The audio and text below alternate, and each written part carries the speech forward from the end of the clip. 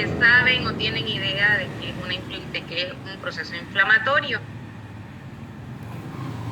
Pero por si acaso vamos a dar una definición en general de qué es inflamación. La inflamación, desde el punto de vista clínico, puede estar definida o manifestada o se manifiesta por 4 signos cardinales, que son el rubor, que se refiere al olor, dolor, calor y tumor. Tumor es más que todo cuando se está referido o relacionado con un edema o hinchazón. Desde el punto de vista histológico, se define la inflamación como la presencia de edema y leucocitos en un tejido o en una zona lesionada. Ustedes ya verán cuál de los dos puntos de vista les es más fácil para poder hablar de un proceso inflamatorio, para poder definir lo que es inflamación. La inflamación puede ser de dos tipos: inflamación aguda e inflamación crónica. La inflamación aguda es la inflamación que se da tras una lesión, es la forma más rápida de inflamación y puede cursar de forma rápida, pero igualmente va a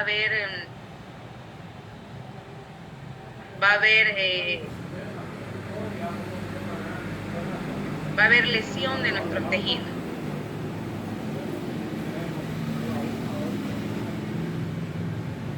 Ay, me salí. ¿Dónde están ustedes ahora?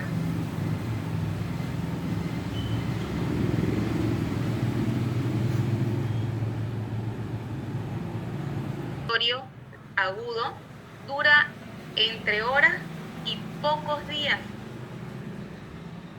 pero cuando nuestro sistema inmunológico no puede dar solución a esa lesión, se presenta o se manifiesta la inflamación crónica, que esta dura de días hasta semanas y causa un peor efecto en nuestro sistema inmunológico. Como les iba diciendo, la inflamación aguda es una respuesta inmediata a la lesión celular. Puede durar poco tiempo, entre horas a pocos días. Y esta se desencadena por diferentes o por distintas agresiones, como pueden ser lesiones térmicas o lesiones químicas, y por infecciones. La infección es detectada por un tipo de células que son los macrófagos tipo TOL. Acuérdense que los macrófagos son células fagocíticas por excelencia.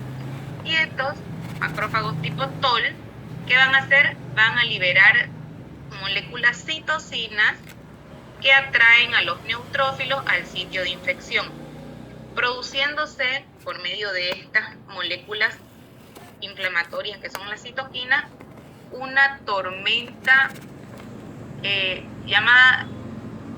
una reacción llamada tormenta de citoquinas, que es lo que va a dar inicio al proceso inflamatorio. Y estas citocinas, ¿qué van a hacer? Van a atraer a las otras células fagocíticas, que son los neutrófilos, al lugar o sitio de infección. También van a actuar células inflamatorias por excelencia, como lo son los mastocitos, otro tipo de glóbulos blancos, iniciando lo que es el proceso inflamatorio, reclutando a otras células y provocando cambios en el endotelio vascular, y también produciendo o provocando una extravasación de los leucocitos.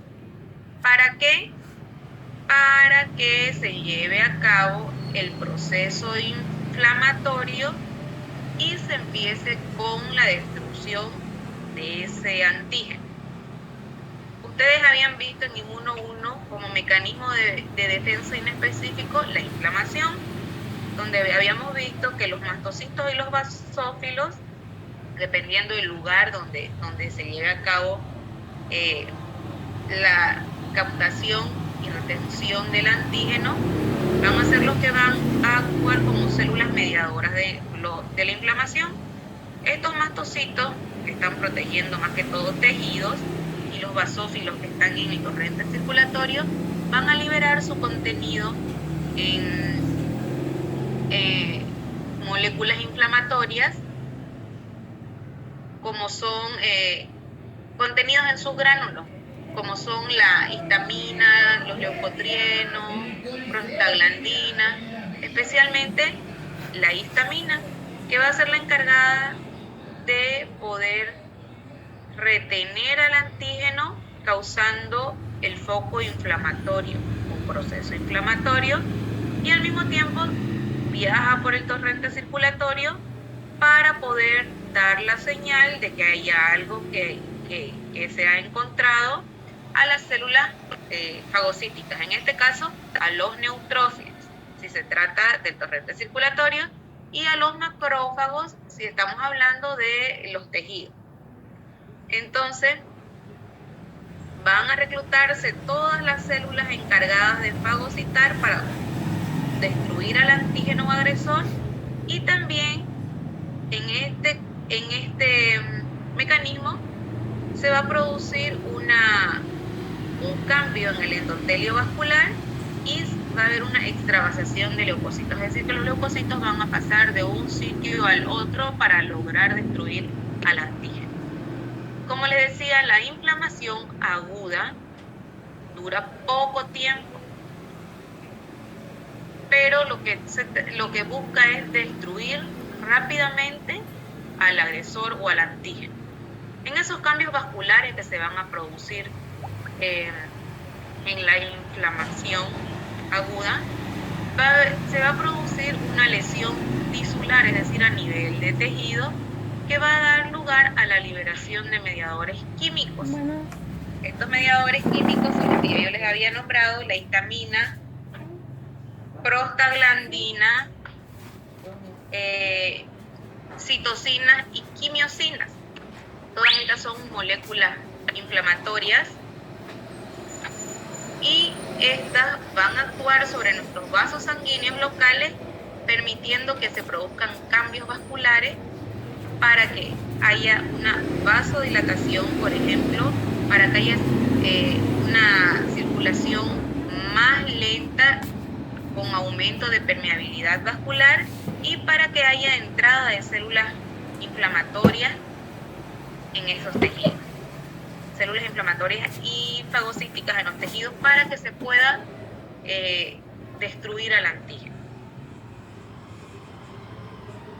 Esta inflamación aguda también cursa con una extravasación de los leucocitos, en donde los neutrófilos se van a adherir a la pared de los vasos y van a pasar entre las células endoteliales o desde las células endoteliales al interior de los tejidos. En este proceso se requieren varios pasos para poder lograrlo. Por ejemplo, la marginación, la diapédesis o extravasación y la quimiotaxia. ¿A qué se refiere la marginación? Es cuando los neutrófilos principalmente se adhieren a la pared de los vasos por medio de moléculas de adhesión, como las que participan en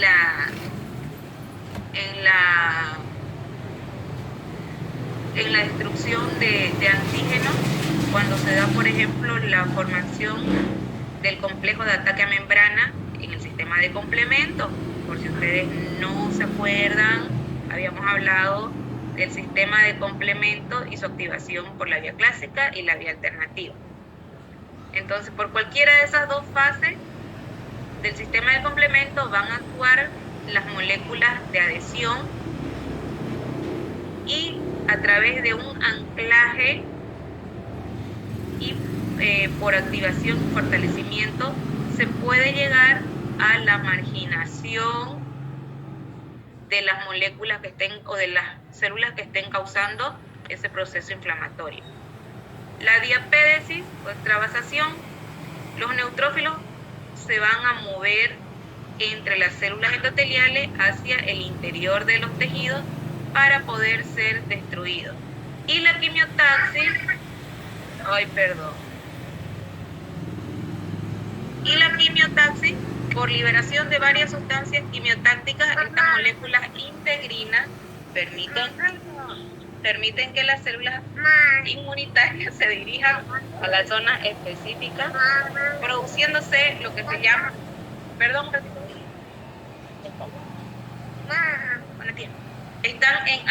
produciéndose un alojamiento o homing, es un término que se refiere al lugar determinado donde se dirigen o donde se encuentran las moléculas integrinas para poder alojar a las células inmunitarias y que se lleve a cabo la función.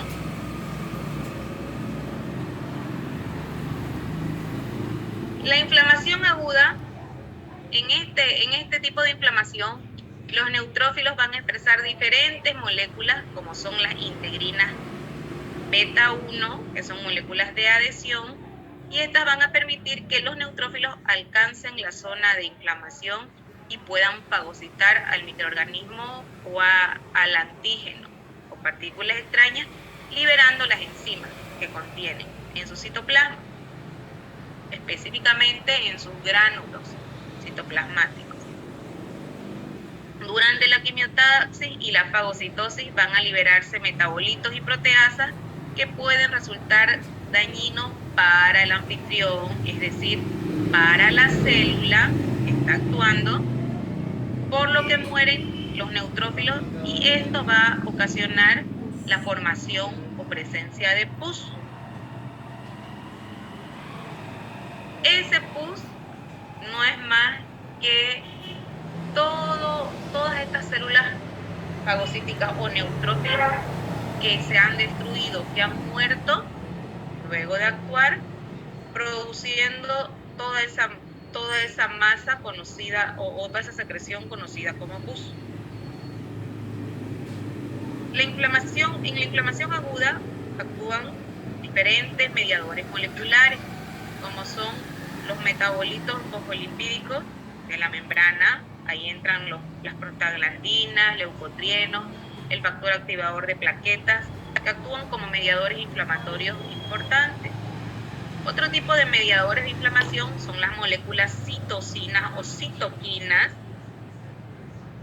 como son las interleuquinas 8, la interleuquina 1, el factor de necrosis tumoral alfa, y estos van a actuar para atraer a los neutrófilos a esa zona lesionada y así mediar la respuesta de fase aguda, estimulando la proliferación de fibroblastos para que se incremente la síntesis de colágeno. Otro mediador de la inflamación aguda es el sistema de complemento. Por ser mediadores de inflamación importante, el sistema de complemento va a actuar siempre que se presente un proceso inflamatorio agudo. Y por último está el sistema fibrinolítico y el sistema de coagulación. ¿Qué pasa cuando se lleva a cabo o se produce una inflamación aguda? Va a haber un recrecimiento y una resolución. Se va a presentar una curación por formación de cicatrices de colágeno, y puede también presentarse una formación de abscesos en la zona inflamatoria o en la zona lesionada. Y por último, si la inflamación aguda no da solución al problema, es decir, no termina con la agresión, se produce una inflamación crónica. ¿Hasta ahí estamos bien? ¿O están muy perdidos? Gracias. Está claro. Está clarísimo, ya mañana dan repaso. No, mentira. Pueden preguntar, por favor, ya. Si no se animan aquí, escriban. yo les contesto, si no mañana en clase pueden preguntar también, pero no se queden con dudas. De todas maneras, yo les paso esta presentación y les voy a pasar el PDF del librito donde saqué todo el tema, ya, para que ustedes lo tengan. La inflamación crónica, esta entonces se va a presentar cuando la causa no puede eliminarse o no puede destruirse, por lo tanto el antígeno va a persistir.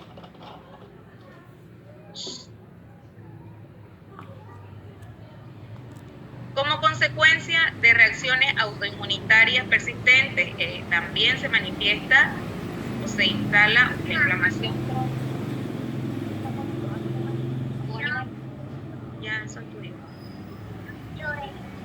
El cuerpo, en este caso, es incapaz, de depurar o de liberarnos de los autoantígenos que se forman, por lo tanto, se presenta este tipo de inflamación, que es la crónica. Las células clave de este tipo de inflamación son los macrófagos, los linfocitos T y las células plasmáticas.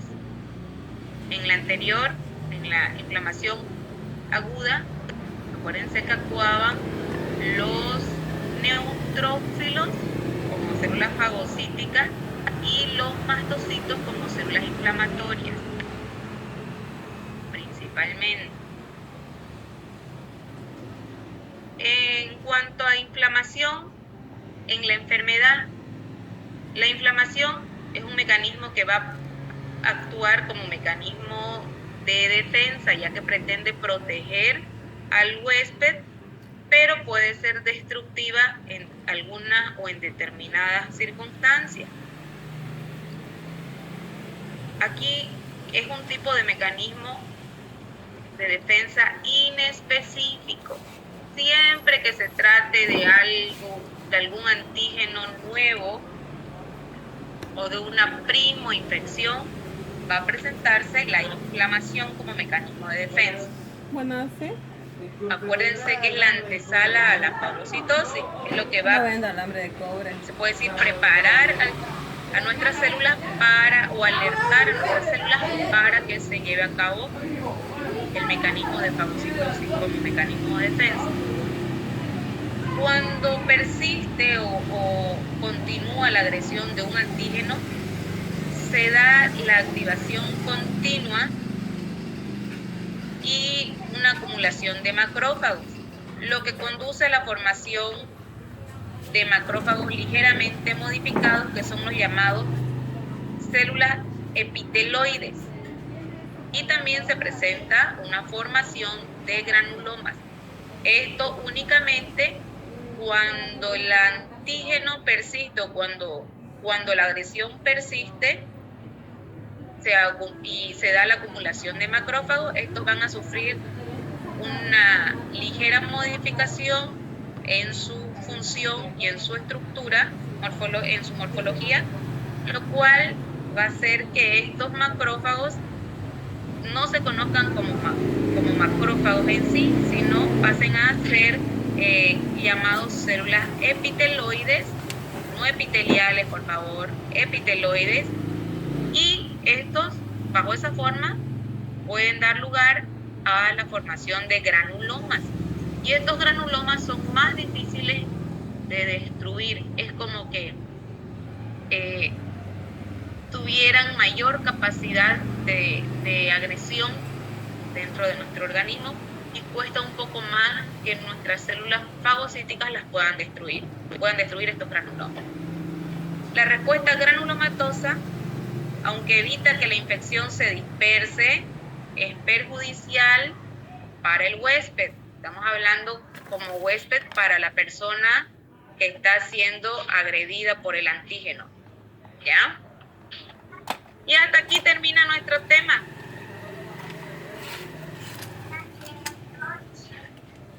¿Alguna pregunta? Doctora, ¿cuáles son las epiteloides? Que dijo que no epiteliales, ¿no? No. Son los mismos macrófagos, pero que han han sufrido cierta modificación, no tienen exactamente la forma común o característica. Acuérdense que los macrófagos son células, son los monocitos adultos, son células que tienen un solo núcleo, son mononucleares, y pasan a los tejidos esos monocitos adultos y dejan de ser monocitos y se convierten en macrófagos. Además de tener un solo núcleo, tienen vacuolas, no tienen gránulos. Entonces, estos macrófagos modificados van a sufrir cierta alteración, puede que sean un poquito más grandes, a veces más pequeños, y que su núcleo se pueda modificar un poquito, o que las vacuolas que contiene aumenten, dando así la formación de estas células epiteloides. Ya, doctora. Pero la morfología en sí va a ser una célula mononuclear grande, como todo macrófago.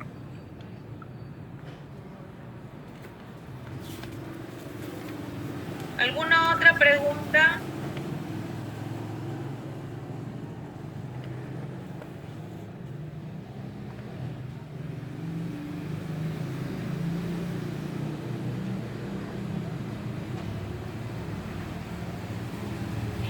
Mañana nos toca ver la respuesta inmune. Vamos a empezar con los determinados, con los diferentes microorganismos. Tenemos que ver respuesta inmune frente a bacterias, frente a virus, frente a parásitos y frente a los hongos.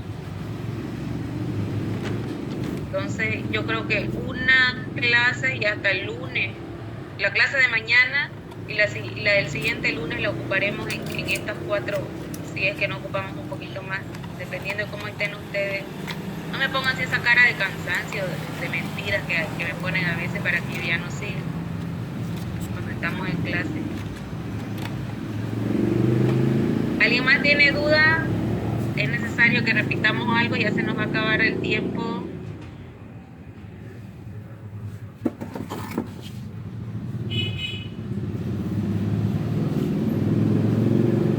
Hola.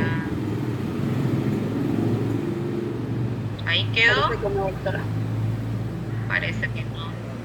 Ya, entonces mañana en la clase teórica, yo ahorita les paso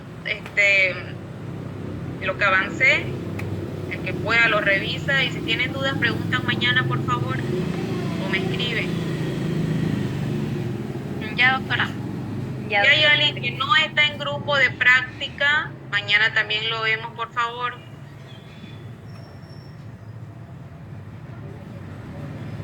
Bueno, estén bien, nos vemos mañana, gracias. Hasta luego, doctorita. Hasta luego, doctora.